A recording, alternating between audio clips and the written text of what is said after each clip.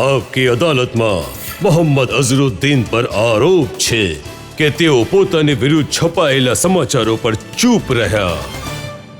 અઝર સાહેબ, હવે તો તમે પાર્લામેન્ટમાં છો, તમને ઘણું બધું બોલવાની તક મળશે. 9 વર્ષ સુધી તમારી ઉપર જાત જાતના આરોપો લાગતા રહ્યા. મેચ ફિક્સિંગનો આરોપ, કોઈકે અંડરવર્લ્ડનો આરોપ લગાવ્યો, પણ તમે કંઈ બોલ્યા નહીં.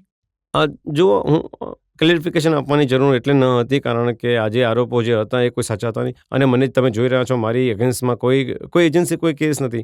તો હવે એના સવાલો પર હું વિચારું છું કે એના સવાલો પર બોલવાની જરૂર છે જ નહીં. મારી જ્યારે ઉપર કોઈ કેસ જ નથી. મેં બોર્ડની અગેન્સ્ટમાં કેસ કર્યો કારણ કે એમણે બેન કર્યો હતો. તો મારી વિરુદ્ધ કોઈ એજન્સીનો કેસ નથી કોઈ કંઈ. પણ તમે જે કેસ કર્યો છે એમાં તો તમે જે લાઈફ ટાઈમ બેન લગાવ્યો છે ક્રિકેટમાં, એને ચેલેન્જ કર્યો. જરૂર એ જનતાને કહેવું જોઈએ કે તમે શું ચેલેન્જ કર્યું છે અને કેમ ચેલેન્જ કરી છે. બોર્ડે ડિસિઝન લીધું, જે કેસ કર્યો છે એમના જે રૂલ્સ છે એ બિલકુલ રૂલ ફોલો નહીં કરે, અને જે નેચરલ જસ્ટિસ હોય છે તો બિલકુલ ફોલો નથી કરી. તકત નથી આપી મને કે હું પ્રૂવ કરું. બસ ખાલી એક લેટર આવ્યો કે તમે પ્રૂફ કરી શકો છો, તમારું ઇનોસન્સ તમે લેટરમાં કહી દો.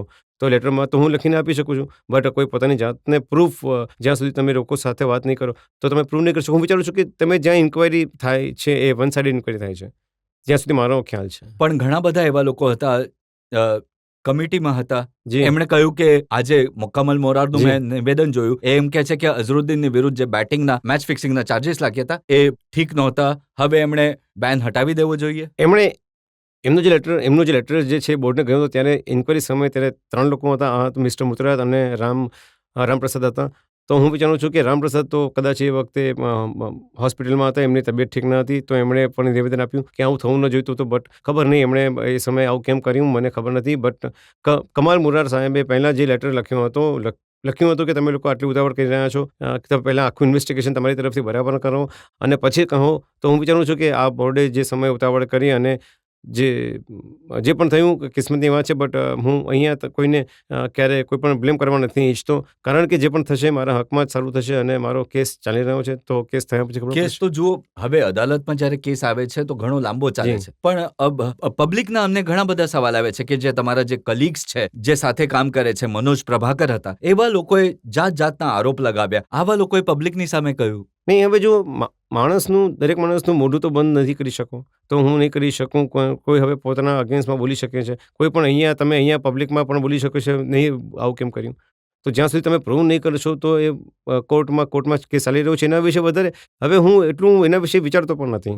પણ એ સમયે વિચારતા હતા, તકલીફ થતી હતી નહીં. પહેલાં 1 વર્ષ 1.5 વર્ષ સુધી એમ સારું નહીં લાગ્યું, બટ એના પછી યુઝ ટુ થઈ ગયું. મેં વિચાર્યું કે નસીબની વાત છે, બટ પેશન્સ ઘણું વધારે છે મારા તો પેશન્સ જે છે એ આખરે સફળતા તમને અપાવે છે. કારણ કે જ્યારે ઇલેક્શન થયું ત્યારે પણ મેં જોયું, નરેન્દ્ર મોદી જ્યારે મોરાદાબાદમાં કેમ્પેન કરવા ગયા તો એમણે એ જ સવાલ ઉઠાવ્યો કે એક માણસ જેના પર આવા આરોપ લાગ્યા છે, જે માણસે દેશની વિરુદ્ધ કામ કર્યું છે, એને કઈ રીતે તમે વોટ આપી શકો? પબ્લિકે તો આપ્યા છે, તો પબ્લિક સમજી વિચારીને આપે છે. આજકાલની પબ્લિક તો જો હું વિચારું છું કે જો કોઈ તો પબ્લિક તો જરૂર વોટ તો બિલકુલ નહીં આપતી મને, કારણ કે પબ્લિકને તો ખબર જ છે શું સાચું શું ખોટું નથી, અને 3 લાખ વોટ લેવા ઘણી સહેલી વાત નથી. એ વાત સાચી છે. આપણે ત્યાં તો કહેવાય છે ये जो पब्लिक है ये सब जानती है. જી કરેક્ટ સાચું કહ્યું તમે. પણ તમે ક્યારેક ક્રિકેટ કંટ્રોલ બોર્ડના અધ્યક્ષને, શરદ પવારને, એમને મળીને એક્સપ્લેન કરવાનો પ્રયત્ન કર્યો? એક્સપ્લેન કર્યું છે, ઘણી વાર એક્સપ્લેન કરી ચૂક્યો છું. બટ જો હું એવું વિચારું છું કે બધામાં મોટી જીત ત્યાં થઈ ગઈ હતી જ્યારે 2006માં બોર્ડે જ્યારે બધા કેપ્ટન્સને ફેસિલિટેટ કર્યા હતા, તો મને પણ બોલાવ્યો હતો. તો હું ઘણો ખુશ થયો હતો કે બોર્ડે જો બોલાવ્યો છે.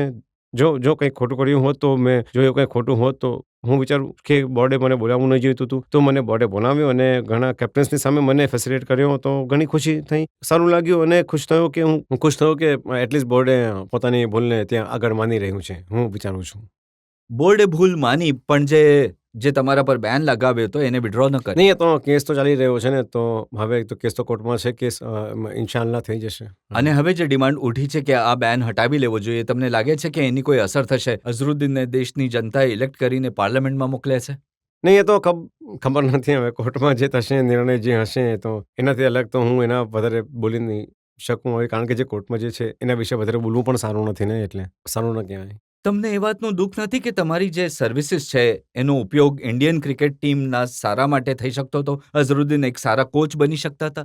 નહીં, જરૂર થઈ શકતું હતું, કારણ કે હું વિચારતો હતો કે હજુ 1-2 વર્ષ વધારે સારું રમી શકતો હતો. કારણ કે હું જ્યારે 2000માં જ્યારે થયું હતું, એકદમ સુપ્રીમલી ઘણો ફિટ હતો. કારણ કે મને ફિટનેસ પણ મેં ઘણું ધ્યાન આપ્યું હતું અને એકચ્યુઅલી હું ઓલમોસ્ટ યંગ પ્લેયર્સની સાથે 80-90% તો કરી શકતો હતો. પણ એવું થયું નહીં. ક્યારે આગળ કદાચ થઈ શકે છે. ઘણી વખત પ્લેયર્સ મને ફોન કરે છે અને વાત કરે છે. ક્યારેક પૂછવું હોય તો પૂછે છે, તો મને કોશિશ થાય છે કહેવા માટે, તો હું ક્યારેક પાછળતો નથી. ટિપ્સ આપો છો પ્લેયર્સને? ક્યારેક આપું છું. કોણ સૌથી વધારે ફોન કોણ કરે છે? નહીં, આવી જાય છે ઘણા નાના, હું નામ લેવા નથી ઈચ્છતો હવે, બટ પણ તમને એ વાતનું દુઃખ થયું હશે કે તમે 99 ટેસ્ટ રમ્યા અને 100મી રમી ના શક્યા. હું વિચારું છું કે આ પણ એક રેકોર્ડ છે. 99 ટેસ્ટ મેચ આજકાલના જમાનામાં 99 પર તો કોઈ આઉટ થશે નહીં. ટેસ્ટ મેચ 99 ટેસ્ટ મેચ તો હવે તમે જુઓ, એકાદ ટેસ્ટ મેચ રમાડીને કહેશે કે હા ભાઈ તમે હટી જાઓ, પણ આવું નહીં થશે. તો હું સમજુ છું કે એક રેકોર્ડ છે 99, એને એક બ્રેક કરવું પણ ઘણું મુશ્કેલ થઈ જશે. જી તમે પૂછવા ઈચ્છો છો? હા. સર, તમે જ્યારે તમારી ઉપર ક્રિકેટ માટે ઇન્ટરનેશનલ બેન લાગ્યો હતો રમવા માટે, તો સર તમે એ વસ્તુને કઈ રીતે રિકવરી કરી? સર, તમારી લાઈફ પર કેવી ઇફેક્ટ પડી હતી વસ્તુની? નહીં, એમાં ઇફેક્ટ નહીં પડી. બેટ અને બેટને હાથ લગાડી નહીં શક્યો, એ ઇફેક્ટ થઈ. બીજી તો કંઈ ઇફેક્ટ નહીં થઈ. બટ ખરાબ લાગ્યું કે આવું થઈ ગયું. આવું થવાની જરૂર હતી નહીં, પણ મારી કોઈ ભૂલ હતી નહીં આમાં. પણ હવે જે થયું, હવે નસીબની વાત છે જે આવું થઈ ગયું. પણ મેં પેશન્સ રાખ્યું અને મેં ઘણી એકદમ સારી રીતે વર્તણૂક કરી. મેં ક્યારેય કોઈની ઉપર બ્લેમ નહીં કર્યો. જો હું ઈચ્છતો હતો, હું કોઈને પણ અગેન્સ્ટ બોલી શકતો હતો. બટ પોતાની જે લડાઈ છે એ પોતે જ કરવી જોઈએ. જ્યારે તમે જીતશો તો એવું લાગે છે કે તમે તમારી તરફથી કરી, હું કહી શકાય. આ વાત સાચી છે. તમારી જગ્યાએ કોઈ બીજું હોત તો ઘણું બોલ્યા જી. હોત. અને આ જ સવાલ વારંવાર મારા મનમાં આવે છે કે તમે કેમ ન બોલ્યા? તમે ઈચ્છ્યો હોત તો એ બધાના ધજાગરા ઉડાવી શક્યા હોત. જુઓ, જ્યારે મારા ગેમ્સમાં જે ભૂલ થઈ છે તો હું બીજાના વિશે શું કામ બોલું? હું એક વસ્તુ જ્યારે હું વિચારું છું કે મારા ગેમ્સમાં હવે જે થયું બીજાના વિશે કહેવાથી હવે કંઈ ફાયદો થશે જ નહીં ને. એમાં હું ઈચ્છું છું કે વધારે કોન્ટ્રોવર્સી વાત થાય. તો મારું જે બ્રોટઅપ જે છે એ ઘણું એકદમ ડિસેન્ટ રીતનું બ્રોટઅપ હતું. તો હું વિચારું છું કે પોતાની લડાઈ પોતે લડવી ઘણી વાર જોઈએ. એવું નથી લાગતું લોકોને કે જો આ મૌન છે, ચૂપ છે, બોલી નથી રહ્યો તો કદાચ ક્યાંક ભૂલ કરી હશે? નહીં, એવું તો નહીં લાગતું.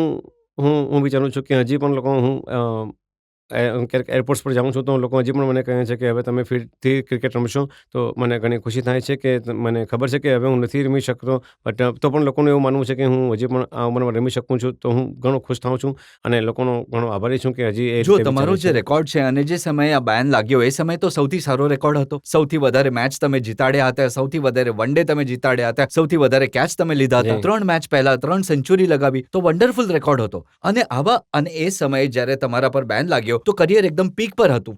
જી. આવા વખતે જ્યારે બેન લાગે, આવા સમયે જ્યારે આ રીતના મેચ ફિક્સિંગના આરોપો લાગે, તો તકલીફ તો થાય છે. માણસનું મન નથી કરતું કે આખી દુનિયાને જણાવી દઉં સાચું શું છે. નહીં, સાચું તો ખબર છે લોકોને ખબર છે ને, જાણે છે સાચું શું છે. તમે જુઓ, બીજા દરેક કન્ટ્રીમાં આપણી જે ઇન્ક્વાયરીઝ ઇન્ક્વાયરી થઈ એમાં પણ કંઈ નીકળ્યું નહીં. અહીંયા જ જરા વધારે હ્યુ એન્ડ ક્રાય થતી હતી. મીડિયાનું પ્રેશર પણ તો ખબર નહીં કેવી રીતે પ્રેસિડન્ટ હતા ત્યારે મૂર્તિયા સાહેબ, તો એમના મગજમાં શું ચાલી રહ્યું હતું. તમે ક્યારે એ વાતની જરૂર નહીં સમજે કે તમે પણ મીડિયાની સામે જાઓ અને સાચું નો, મેં જણાવો? કહ્યું, એમને પાછળથી મળ્યો મૂર્તિયા સાહેબને. મેં કહ્યું કે તમે જે ખોટું કર્યું, તમને કહ્યું પ્રેશર હતું મારા પર વધારે, આવું થઈ ગયું, તેવું થઈ ગયું, પછી એના પછી વાત નહીં કરી. અને ક્યારે જનતા સામે આવીને મીડિયાને કહેવાનો પ્રયત્ન કર્યો? નહીં, જરૂર નહીં હતી. કારણ કે મને ખબર હતી કે મેં કાંઈ ખોટું કામ નથી કર્યું, એટલે જરૂર નથી.